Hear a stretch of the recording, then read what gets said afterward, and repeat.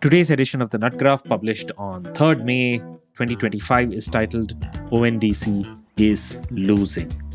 My name is Praveen Gopal Krishnan, and let's begin. Sometimes breakups can be messy. It's messier if both people have 4-letter acronyms in their names. A couple of days back, Money Control broke the story of a fallout between the NRAI and the ONDC. The story is titled Restaurant Body NRAI's Integration Plans with ONDC Go Cold Amid Top Level Churn. I'm going to read out the story. Quote: The National Restaurant Association of India, NRAI, has put the brakes on its plans to onboard members into the Open Network for Digital Commerce, ONDC, citing operational instability and a lack of strategic commitment from the platform. People aware with the developments told Money Control.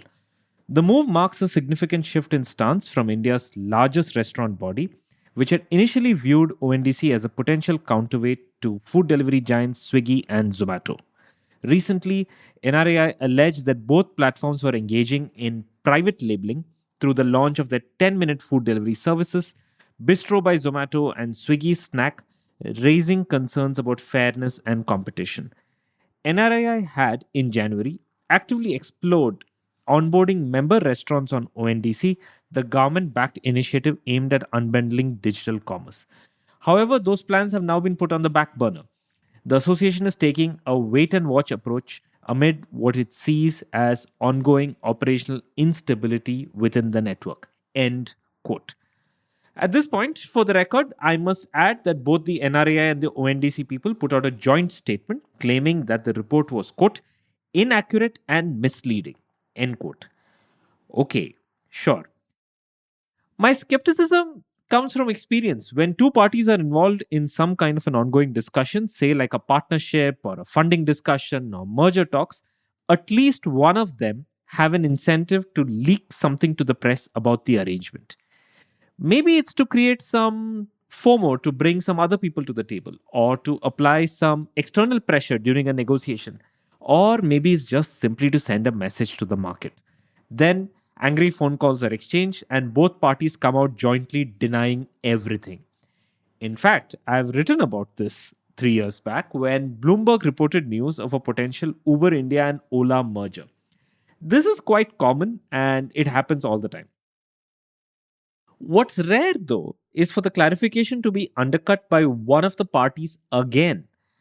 Around the time that the NRA and ONDC came out with their joint clarification, the Economic Times quoted the NRAI president Sagar Daryani, and the quote is, quote, at the moment we want to align with the new leadership at ONDC.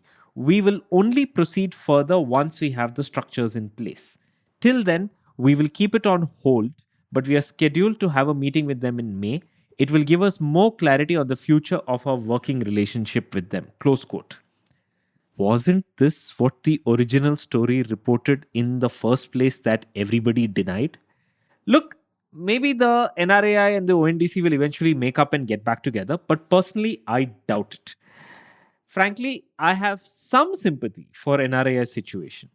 Their frustrations with ONDC seem to be born out from the fact that it's not working out for them. Everyone involved can have good intentions and still have poor outcomes. The NRAI has several reasons to be unhappy. It's pretty much undeniable that ONDC is struggling to make its model work, especially in food delivery. Orders on the network have been dropping consistently, and almost all of the reduction has come from retail orders. Back in October, nearly half of all orders on ONDC were some form of e commerce transactions. In March, that number fell to 29%. Meanwhile, restaurants in India are feeling the heat. Earlier, they were slowly being squeezed by bigger commissions levied by Swiggy and Zomato on their platforms. Now they also have to compete with their 10-minute companies like Bistro and Snack. I imagine NRAI's members are screaming themselves hoarse and ONDC isn't being of much help. I suppose another reason why the discontent is rising is because the NRAI desperately wanted ONDC to work out. Multiple restaurateurs have made their views pretty much public about this. In fact, just a couple of months ago, we had Thomas Fenn, Joint Secretary of the NRA, as a guest on an episode of 2 by 2. This was after Zomato and Swiggy had launched their 10-minute delivery services.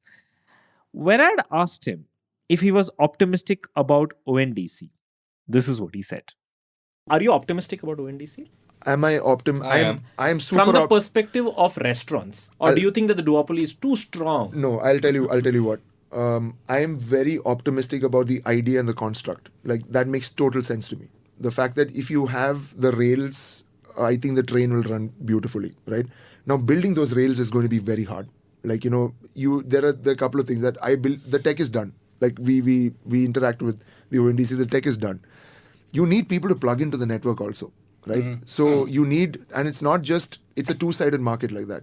You need the customers also to kind of explore, alternate options that are not Zomato and Swiggy. It's trying to happen on the auto side and the taxi side, etc. I think right? in general, and it has to, merchants also have to start buying in. Correct. So if you have now, as long as this price parity clause exists, right? Like, it is difficult because ONDC's ultimate pitch was that, look, we are doing all of this so that the customer wins, which I'm with.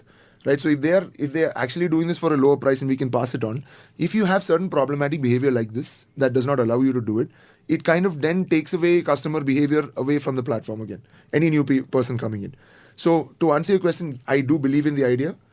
I believe that it is possible. It is going to take a lot. It's a pretty big mountain to climb, but I think it is one worth fighting for. Seen through the events of the past week, it seems like NRAI and ONDC differ on how much that was worth fighting for. Another thing that most people don't realize is that integrating into ONDC is a complicated process. It's not as straightforward as just simply going and plugging in. There's a reason why Namayatri remains the only ride-sharing platform on ONDC. A senior executive at a ride-sharing firm once told me that they had considered launching on the platform, but the complexity simply didn't seem like it was worth it.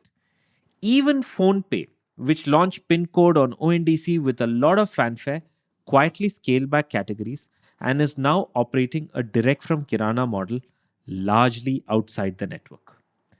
Then there's the biggest reason. Just last month, Thampi Koshi, the founding managing director and the CEO of ONDC, stepped down after nearly 3 years at the helm. His exit marks the third senior level departure in 6 months, following the resignations of Chief Business Officer Shirish Joshi and non-executive chairperson R.S. Sharma. The ONDC board has appointed an interim management committee to handle day-to-day operations. There are no plans to find a replacement for Koshi. ONDC seems to be taking the decentralized philosophy too far, to the extent of even running the organization with it. I'll end with the most important, but also the most misunderstood reason. In the original money control story, someone affiliated with the NRAI said that they were losing confidence in ONDC because, quote, consumers are still unclear about what ONDC represents, close quote. This isn't entirely accurate. The bigger problem is that ONDC isn't clear about what ONDC represents. Take the example of something that Thomas Fenn brought up earlier, discounts. Discounts on ONDC have always been a somewhat bizarre feature. At some level, ONDC touts itself as an open network that anyone can plug into, but at another level, it micromanages the amount of discounts that sellers and players can offer from a central position uniformly. At one point, ONDC's biggest weapon against Swiggy, Zomato, and others was that it did not do deep discounting. Then it introduced incentives, which it dialed up or down depending on, well, it was hard to understand. For a few months, food delivery was cheaper on ONDC than on Zomato and Swiggy, but that did not last long. Earlier this year, ONDC switched to a monetization mode and wanted to levy a transaction fee on sellers that were connected to the network, a decision that it has postponed twice already, most recently yesterday. It's been 3 years since ONDC began operations. If it had to work, it should have worked by now. On some days, ONDC behaves like a protocol, on other days, like a platform, and on some other days, like a player. These distinctions matter. But despite how it sees itself, one thing is apparent. ONDC is losing. I'm Praveen Gopal Krishnan, and this episode of The Nutgraf, you can find it on our website at theken.com/thenutgraf. I'll be back again next week with another edition. Credits for the sound and production for this episode to Rajiv CN.